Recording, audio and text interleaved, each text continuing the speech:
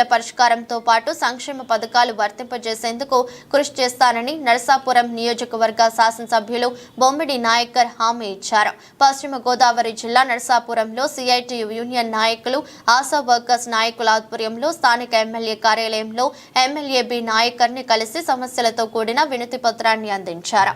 గత ప్రభుత్వం హామీలిచ్చి తమను దగా చేసిందని నరసాపురం పట్టణం, నరసాపురం రూరల్, మొగల్తూరు మండలాలకు సంబంధించిన ఆశా వర్కర్స్ వాపోయారు.